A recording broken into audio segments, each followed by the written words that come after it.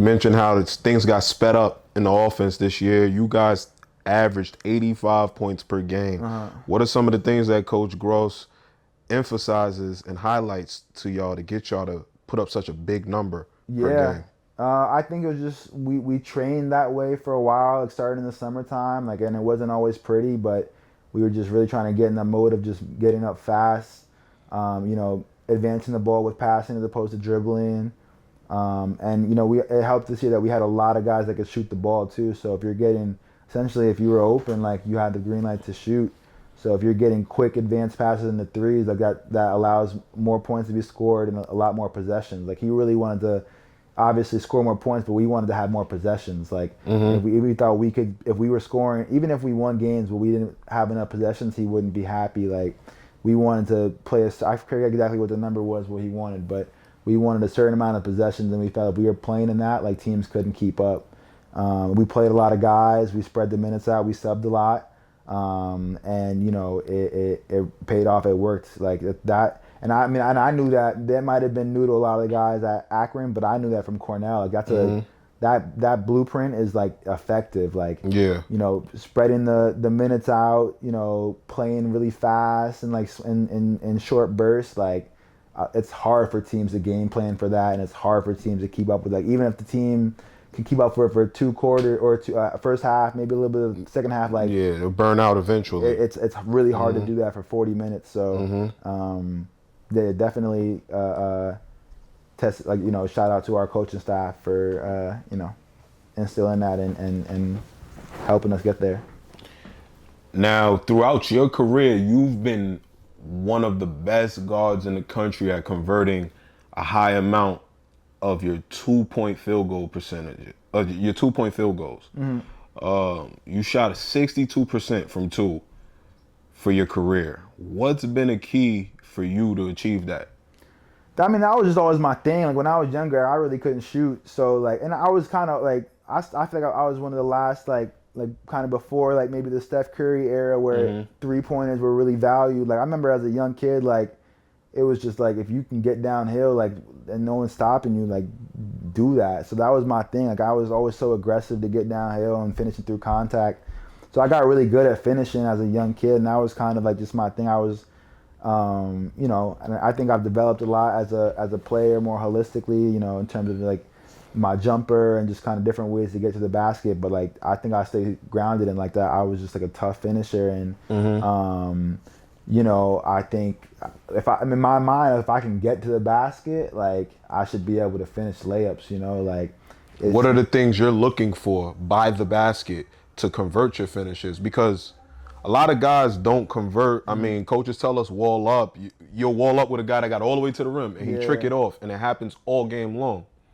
What are the things you're looking at or trying to do when you finally get there to make sure, man, this shit going through the net? Yeah, I think when I was younger, I really relied on my athleticism because I jumped high and I was fast to kind of allow me to finish through contact and finish at the rim. But once you get to the Division I level, especially at a high level, like everyone's athletic, everyone's tall, and so I kind of had to learn more, like concepts of paint patience, like playing off 2 versus 1 feet, like using angles. I think this year especially too, I kind of coach really valued paint patience, like pivots.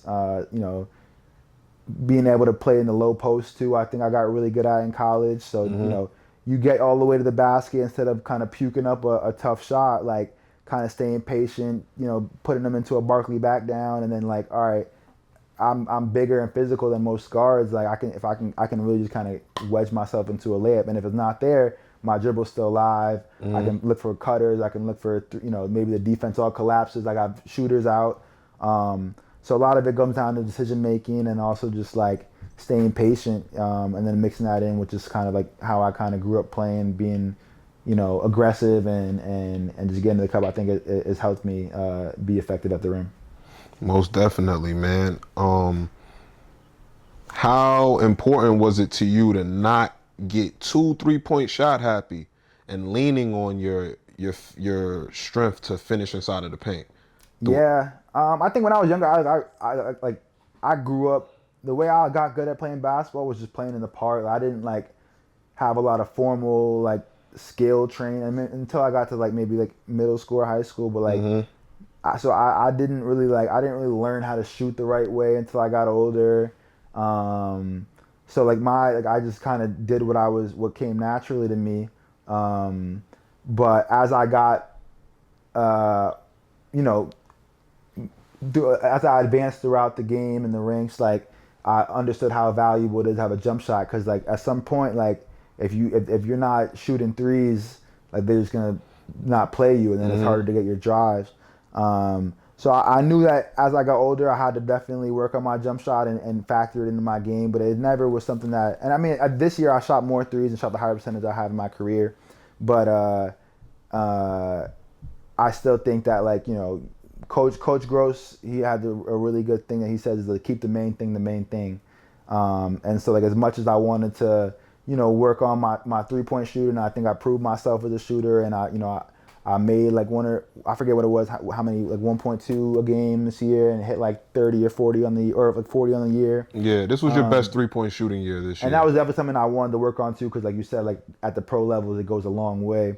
But like he would always say, like keep the main thing the main thing. Like if they can't stop you getting downhill, like get to the cup, and then if they're not playing you from three, shoot the three. So Yeah. I think that's kind of my mindset when it comes to hooping. How much has cutting back door contributed to you having such a high 2-point field goal percentage throughout your career? A lot. Like I think that's something I learned being at Cornell, like just the value of how open you can get, because a lot of players aren't used to, especially like you might just go through the motions when you're cutting because coach told you to across the play. But like if you're really cutting the score and like you have a bit, or someone who's like can understand that and will throw that pass, like you'll get way more looks than you think. So that's just an easy, like I might have a couple tough finishes where I'm finishing through contact, but then layering that with some easy layups at the basket that just boosts your percentages all the way up. So and then it allows you also to read the game too. Like if they're playing the cut, then you come around for the handoff, or you kind of learn how to set guys up on that stuff, and then also learning how to look for cutters too. So I think that was a big part of my development, was kind of really understanding just how off ball, and then also like you're not always in a position where you have the ball in your hands too. Like sometimes like I have been, but I've also understood that if I don't have the ball in my hands and I'm off guard, like I still want to leave an impact. I still want to score the ball. So how do I do that? And that's an effective way to do it. So For sure, man. For sure. How does a young man or woman in the inner city who isn't at a private school or isn't at a specialized high school like a Stuyvesant or Brooklyn Tech position themselves for the Ivies?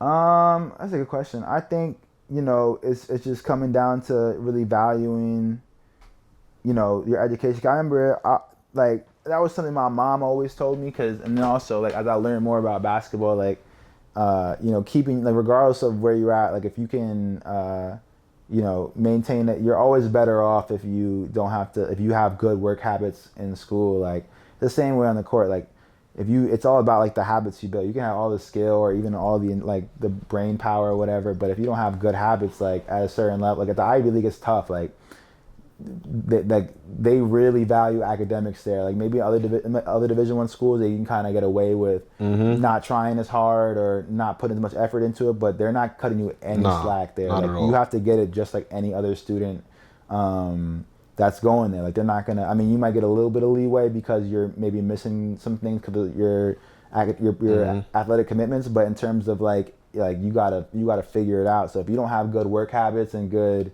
kind of like methods for understanding yourself as a student and an athlete, like you're not gonna survive. So I would say like the best thing is just building like good habits early. That way when you get to the higher level, like it may be a little harder and more challenging, but you already have the structure in place to know what works for you and know how to factor that in while also being a highly committed athlete.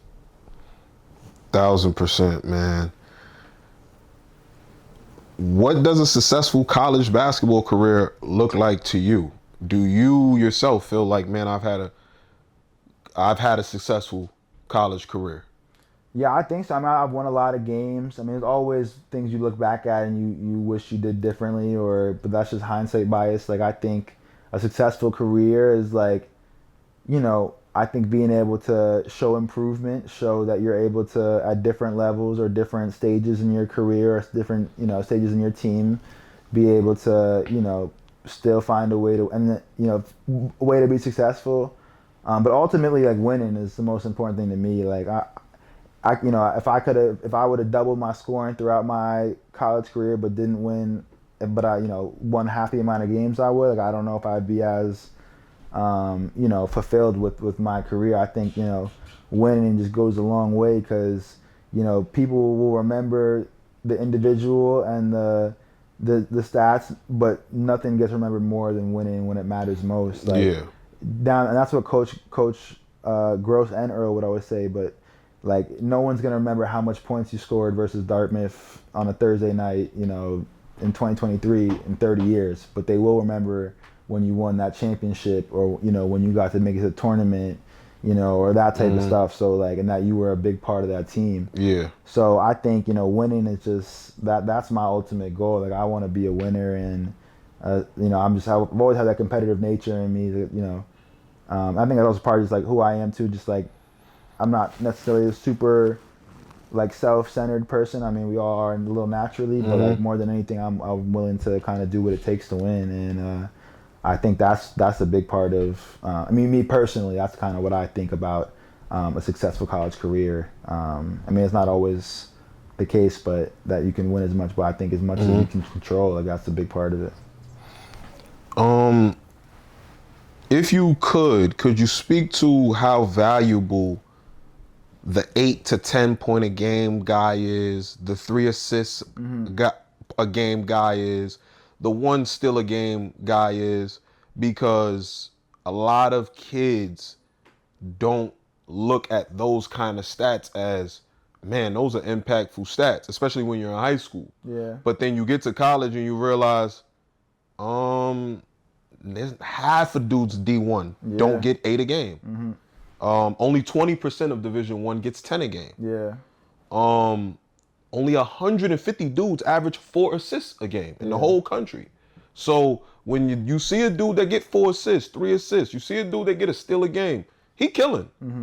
Can you explain can you just emphasize what that is? When did you realize that, yo, that's killing in college? Yeah, I think just seeing how that contributes to winning, like, I think it obviously depends on like the team makeup and like how your team is oriented in terms of like a distributive perspective. But I think like there's so much more than just being like the leading scorer or being like the most valuable, like the most like whatever leading cat. I mean, obviously that's valuable, and you need guys like that too. But I think if you really want to come down to when it comes down to winning games, like it's about kind of doing the things that impact winning. And sometimes it is scoring 20, sometimes it is getting 10 boards, sometimes it is scoring.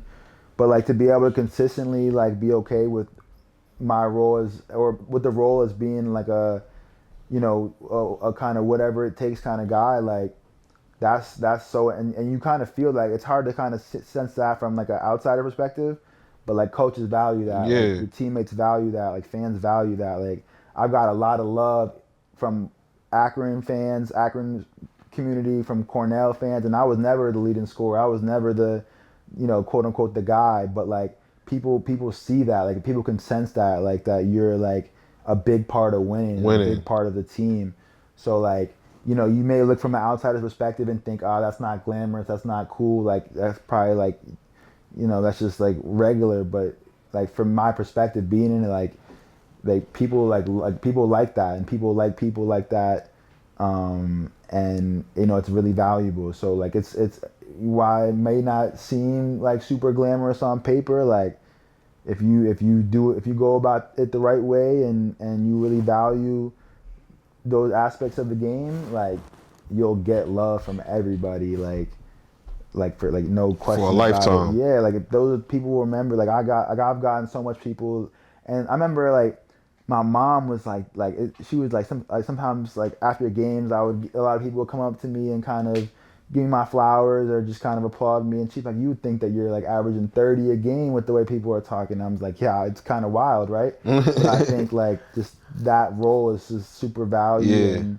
Yeah. and especially on a college atmosphere too, like, and maybe not as much in the NBA because everything's inflated, but like at a college level, like that stuff goes a long way. So you can't be shy away from like, doing the dirty work Yeah, fulfilling your role. and just doing what matters most for winning.